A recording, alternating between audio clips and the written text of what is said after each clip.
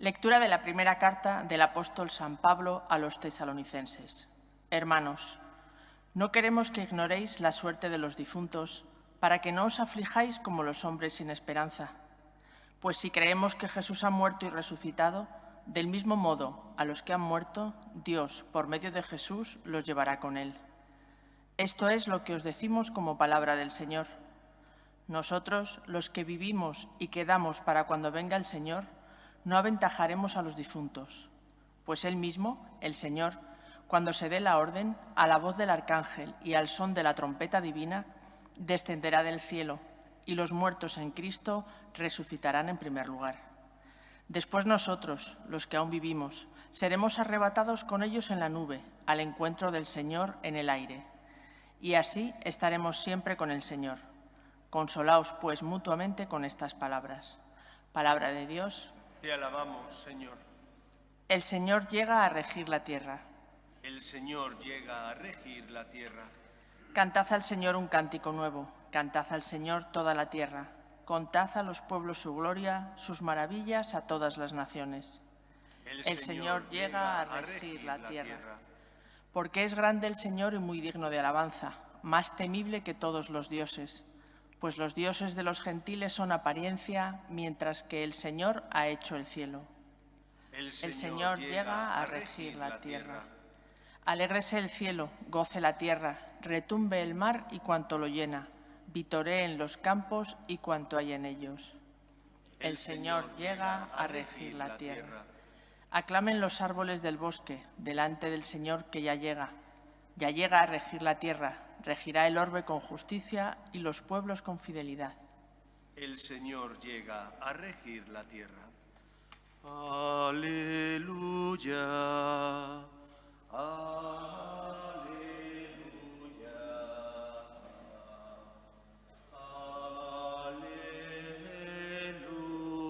Aleluya. El Señor esté con vosotros. Lectura del Santo Evangelio según San Lucas. En aquel tiempo fue Jesús a Nazaret, donde se había criado. Entró en la sinagoga, como era costumbre los sábados, y se puso en pie para hacer la lectura. Le entregaron el libro del profeta Isaías, y desenrollándolo, encontró el pasaje donde estaba escrito: El Espíritu del Señor está sobre mí, porque Él me ha ungido. Me ha enviado para anunciar el Evangelio a los pobres, para anunciar a los cautivos la libertad y a los ciegos la vista, para dar libertad a los oprimidos, para anunciar el año de gracia del Señor. Y enrollando el libro, lo devolvió al que le ayudaba y se sentó. Toda la sinagoga tenía los ojos fijos en él, y él se puso a decirles: Hoy se cumple esta escritura que acabáis de oír. Y todos le expresaban su aprobación y se admiraban de las palabras de gracia que salían de sus labios. Y decían: ¿No es este el hijo de José? Y Jesús les dijo: Sin duda me recitaréis aquel refrán: Médico, cúrate a ti mismo. Haz también aquí en tu tierra lo que hemos oído que has hecho en Cafarnaún. Y añadió: Os aseguro que ningún profeta es bien mirado en su tierra. Os garantizo que en Israel había muchas viudas en tiempos de Elías, cuando estuvo cerrado el cielo 3 años y 6 meses, y hubo una gran hambre en todo el país. Sin embargo, a ninguna de ellas fue enviado Elías, más que a una viuda de Sarepta en el territorio de Sidón. Y muchos leprosos había en Israel en tiempos del profeta Eliseo.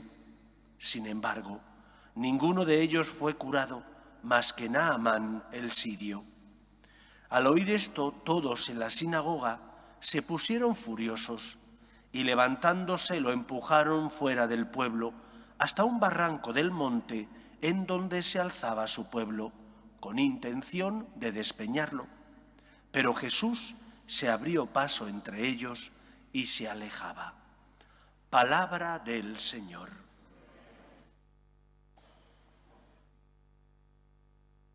En Cristo se cumplen las profecías, las promesas que Yahvé había realizado al pueblo de Israel, que enviaría un Salvador y que ese Salvador nacería de la estirpe de David. Por eso Cristo se encarna verdaderamente, es verdadero Dios y verdadero hombre. Sin dejar de ser Dios, asume nuestra condición humana. Él es el cumplimiento de las promesas que Yahvé había realizado a su pueblo. Sin embargo, Jesús no fue bien acogido. Y no fue bien acogido porque unos esperaban un libertador político, otros esperaban un libertador espiritual, pero que no les complicara la vida, que les dejara vivir en esa religión que ellos se habían forjado del cumplimiento, cumplir una serie de normas y quedar justificados, tranquilos ante Dios. Y para otros era impensable aquello de que Cristo fuera hijo del Dios Todopoderoso. Y por eso dicen, ¿no es este el hijo de José?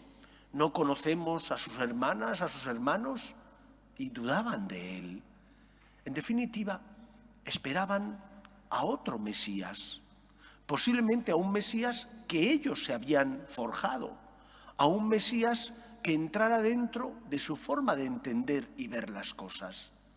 Y por eso lo primero que nos enseña este Evangelio es a tener la certeza de que Dios cumple su palabra, de que Dios es fiel a sus promesas.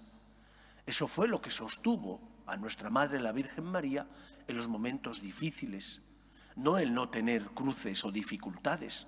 Una espada traspasó su alma. Ver a su hijo colgado en la cruz sin vida y después recibirle en su regazo debió ser dolorosísimo para María. Si no desesperó, fue porque ella había sido educada en el judaísmo más ortodoxo, que transmite y enseña que Dios es fiel y cumple siempre sus promesas. Fíate de Dios. Otra cosa distinta son los tiempos de Dios, porque Dios no actúa a nuestro arbitrio, Dios no actúa a nuestro dictado, Dios no es nuestro siervo, es el Señor. Y por lo tanto, lo que tienes que hacer cuando pides y no se te concede lo que pides, o cuando tienes que abrazar la cruz y cuesta y pesa, es confiar en el Señor, perseverar, sabiendo que Él es fiel y cumple su palabra, y que sabe lo que te conviene. ¿Cuántas veces, cuando pasan los años y echamos la vista atrás, nos damos cuenta de que algunos acontecimientos que humanamente nos parecieron dolorosos, enfermedades, dificultades o cruces, después tenían un sentido? En el momento en el que ocurrieron, debido al dolor, nos parecía cruel, nos parecía doloroso tener que abrazar esa cruz o pasar por ese momento difícil, pero después echas la vista atrás y te das cuenta de cómo el Señor se sirvió de ese acontecimiento, quizás para purificar tu corazón, para que te ayudara a dominar tus pasiones, para que te ayudara a pulir esos rasgos temperamentales, esas aristas de tu carácter que hacían daño a los demás. Confianza. Confianza en un Dios que es fiel, que cumple su palabra. Confianza en un Dios que es el Señor, que sabe lo que nos conviene y que por lo tanto es el Señor de la historia. Nosotros no vemos más que lo que tenemos delante, pero el Señor ve en perspectiva. Estamos atravesando un momento difícil, no solo en la historia de la humanidad, por las guerras, las desigualdades, sino también dentro de la Iglesia, debido al relativismo en el que muchos eclesiásticos han caído, donde intentan edulcorar el mensaje de Jesús, donde intentan cambiar la letra de las Escrituras porque no les agrada. Algunos dicen, es que tenemos que hacer una relectura de la moral sexual. ¿Por qué? Pues porque San Pablo vivía en una época que San Pablo era muy estricto. Tenemos que ser fiel, en primer lugar, a Dios y al Dios revelado que nos transmiten las Escrituras. Y en segundo lugar, a la tradición, que es cómo la Iglesia, mediante el Papa y los obispos, ha ido interpretando esas escrituras a la luz de los tiempos.